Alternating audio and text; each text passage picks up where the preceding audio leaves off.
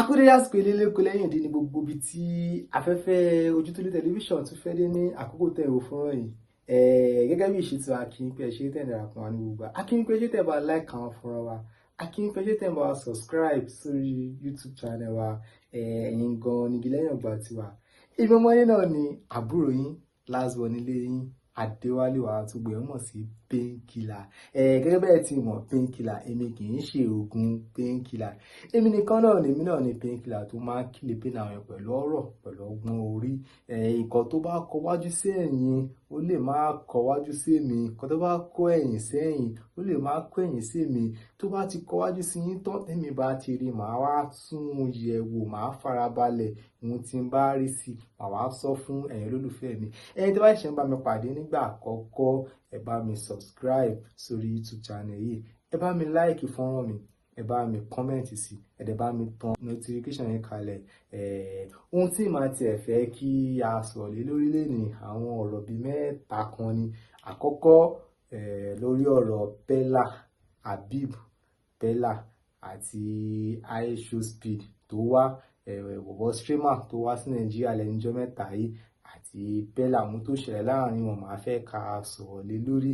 Màá tún fẹ́ ká tún sọ̀rọ̀ lórí fọ́nrán kan tí mo tún rí ní orí ẹ̀rọ ayélujára ti bàbá Fẹ́mi Adébáyọ̀ ti ìyàwó wọn tí wọ́n kọ̀ sílẹ̀. Àwọn kan ní ex-wife wọn ní, àwọn kan ní current wife wọn ní, tí wọ́n lọ ti ilé oúnjẹ wọn pa pé wọ́n yá loan. Allegedly ṣì ni torí mi ò tí ì gbá research mi ò tí ì gba information ní legit source, so mi ò lè fi gbogbo ẹnu sọ torí pé kí ọ̀rọ̀ bá lọ kó yọyọ sí mi lọ́wọ́ Ọlọ́run jẹ́ ká ṣe ọ̀rọ̀ sọ. So allegedly ṣì ni nǹkan méjì yẹn ni màá fẹ́ ká sọ̀rọ̀ lé lórí lónìí. Àmọ́ àkọ́kọ́ jẹ́ kí tètè wọ ọ̀rọ̀ Bella àti iShowSpeed yẹn. Ohun tí èmi rí sọ̀rọ̀ ẹ̀ ni pé okay, fún ẹ̀yin tẹ́ ẹ̀ mọ̀ nǹkan tó ṣẹlẹ̀, ohun tó ṣẹlẹ̀ ni pé iShowSpeed jẹ́ streamer ọmọ ọdún 22 years old streamer tí ó máa ń stream káàkiri ó dẹ̀ ti streaming tó ń stream yẹn ó ti fi pàdé àwọn èèyàn lálá bíi sí Ronaldo àtàwọn kọ̀ọ̀kan. Àwọn kan tún ní pé ọmọdé ìlú débi pé ó ní private jet ti tọ́jú ẹ̀. Ọmọ 22 years old ó ní private jet so ó máa ń stream káàkiri countries to countries ló máa ti ń stream káàkiri. Láìpẹ́ ọjọ́ mélòó kan sẹ́yìn ni wá sí Nàìjíríà dídí tó wá dé sí Nàìjíríà gẹ́gẹ́ bí streamer torílẹ̀-èdè tiwa táwa ní Bella táwa mọ̀ lórílẹ̀-èdè tiwa tó yẹ pé òun náà ni àgbà streamer tí Ọlọ́run dẹ̀ ti gbà fún lórílẹ̀-èdè tiwa. Ó wá ń sáré ń sa gbogbo páì pé kóun lè bá iShowSpeed ya picture àbí káwọn lè stream papọ̀ torí pé tó bá ti lè ṣe bẹ́ẹ̀ náà wọ́n máa mọ̀ káàkiri world. Torí iShowSpeed tá à ń sọ̀rọ̀ yìí náà ṣì ni lọ́wọ́lọ́wọ́ bá òun ni streamer tó gba ìjù ní gbogbo àgbálá ayé. Òun ló ní views jù, òun ló gba ìjù, òun ló dúró jù ẹsẹ̀ múlẹ̀ jù gbogbo streamer. So Habib táwa mọ̀ sí Bella lọ́dọ̀ wa ó ń sa ipá ìpè kóun lè bá stream papọ̀ tàbí kóun bá ṣe fídíò papọ̀ tàbí kóun bá ya picture papọ̀. Àwọn gbogbo ọ̀nà tí ó lè gbà kí kíní ṣe ni iShowSpeed ń block fún. iShowSpeed ń block gbogbo ọ̀nà yẹn fún pátápátá. ń block kò jẹ́ kó tẹ̀ ráyè súnmọ́ òun débi pé ó fẹ́ bá òun ṣe anything. Báwọn èèyàn tó tún mọ iShowSpeed tó ń ráyè súnmọ́ ṣe tún bá sọ̀rọ̀ páwọn fẹ́ kí Bella bá tó bá ti gbọ́rọ̀ Bella ó máa cut ẹ̀ off ni pé òun ò fẹ́ anything láti ṣe pẹ̀lú Bella. Ní àkọ́kọ́ àwọn èèyàn kọ́kọ́ ń rò pé àbò ń bínú pé streamer to streamer ni ó fà á tí kò ṣe fẹ́ ṣe ni. Àmọ́ lẹ́yìn gbogbo ọ̀rọ̀ la padà gbọ́ pé Bella náà ti post rí nígbà kan wípé nígbà tí iShowSpeed ò tí tó bó ṣe tó yìí tí Bella ṣì ń tó lọ́wọ́ tó ń hot lọ́wọ́ tó yẹ pé òun ni gbogbo èèyàn mọ̀ lọ́wọ́. Ó post pé tí iShowSpeed bá wá sí Nàìjíríà òun máa ṣẹ́ǹkì ẹ̀, òun ò tẹ̀lé fẹ́ rí, òun lè fẹ́ bá ṣe ní tẹ̀ papọ̀. Òun náà Yorùbá fi máa ń sọ pé ẹni tó ṣu ló gbàgbé, ẹni tó kò lè gbàgbé. Ọ̀rọ̀ tó ti post yìí ni iShowSpeed náà rí kò sọ̀rọ̀ ìgbà tó wá di bó ṣe di tó tóbi bó ṣe tóbi tó wá fẹ́ bá ya picture tí wá gbàgbé kan tó post ìyẹn wá bá ẹ dìímú. Ìyẹn ni àkọ́kọ́ tí iShowSpeed ò fi gbà kó bóun ṣe kọ́kọ́ papọ̀.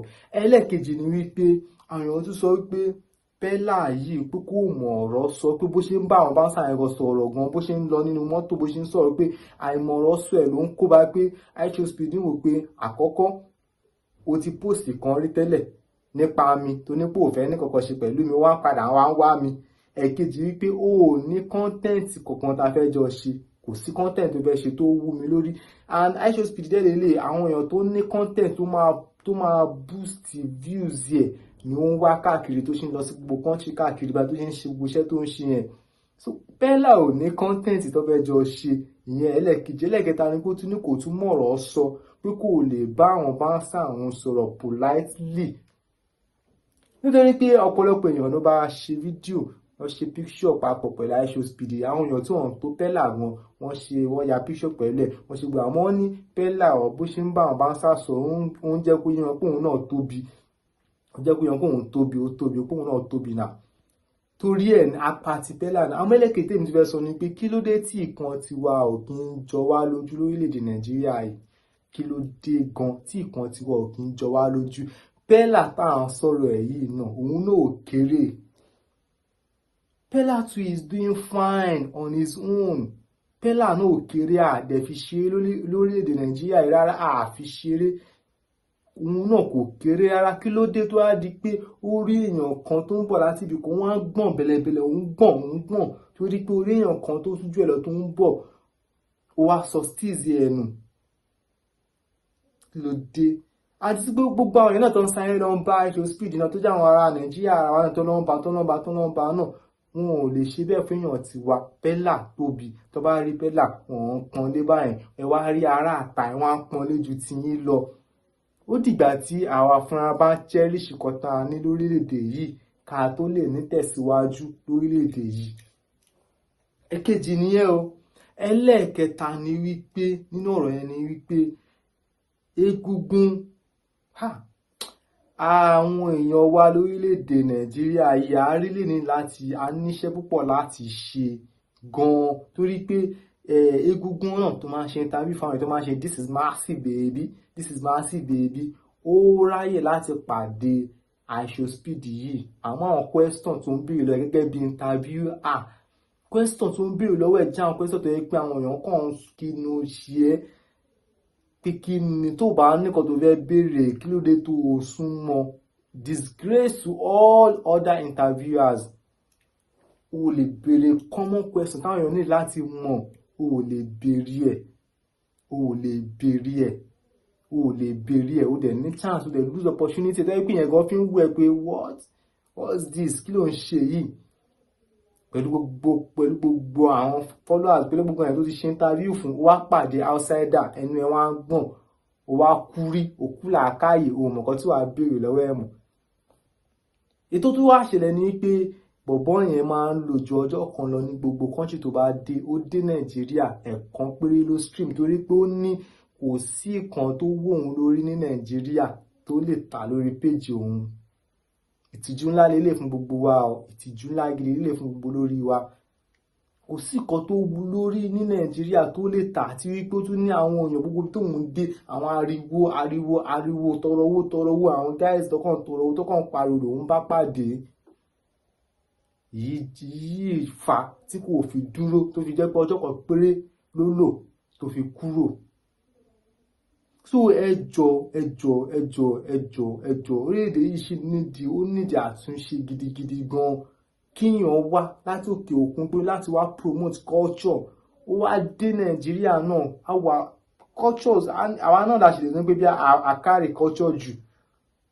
A ní oríṣiríṣi culture Nàìjíríà, kó má wá rí culture tó wú lórí láti promote ní Nàìjíríà náà ju àwọn tó kàn pariwo, tó kàn tọrọ owó lọ. So lórí ìyẹn bó ṣe jẹ́ rẹ̀, nípa ti bàbá wa Fẹ́mi Adébáyọ̀ àti ìyàwó wọn ex-wife wọn àbí current wife wọn, allegedly pé ilé yan yẹn, mo ṣe fọ́nrán kan nípa bàbá wa Òkúnù. àná náà mo ṣe fọ́nrán ẹ̀ mo sọnù fọ́nrán ẹ̀ pé movie ò easy, so likely kó jẹ́ wípé bàbá yìí gba àwọn owó kan lóòótọ́ fi ṣe àwọn movie kan, kò dẹ̀ jáde bó yẹ kó ṣe jáde, owó ò wọlé bó yẹ kó ṣe wọlé, ó likely another reason lélẹ̀ láti fi máa support àwọn people yìí tó bá jẹ́ bẹ́ẹ̀ ló ṣe rí lóòótọ́, another reason lélẹ̀ láti máa support àwọn people yìí, another reason kò easy rárá, kò easy. Mo dẹ̀ fọ́nrán tí mo ṣe lọ ẹ náà, mo sọnù fọ́nrán ẹ náà pé mo fẹ́ rántí actor kan tó máa ń ṣe eré jagunjagun ló máa ń ṣe nínú movie tó yẹ pé promoter marketer náà ló pa àánú ẹ̀ ló ti wọlé, mo ti rántí bàbá wa Austin Emmanuel, màá ṣe fọ́nrán wọn, màá post ẹ̀, àmọ́ lórí fún ẹ lè mi ò fẹ́ kó gùn jù torí mo sì náà ṣẹ́ kọ̀ọ̀kan láti ṣe láwọn fọ́nrán tó ń bọ̀ lọ́nà. Mo gbá àwọn research gidi kan lọ́wọ́, mo ti ṣe fọ́nrán kan nípa cancer, a máa tó fi síbẹ̀ fún yín. Mo ń ṣiṣẹ́ lórí kidney problem lọ́wọ́ náà, a máa tó ṣiṣẹ́ lórí yẹn náà, a máa tó fi síbẹ̀ fún yín náà. Fún ẹni tí bá ṣe ń bá mi pàdé nígbà àkọ́kọ́, orúkọ mi ò yí padà, Adéwálé Wàtúgò, ẹ mọ̀ sí Painkiller. Bá mi follow page yìí, ẹ subscribe sórí YouTube channel yìí, ẹ tọ notification yín kalẹ̀, ẹ like, ẹ comment. Èmi ọmọ yín náà ni, èmi ọmọ yín last born nílé yín náà ni, ẹ support mi, ẹ comment, ẹ like, ó dìgbà.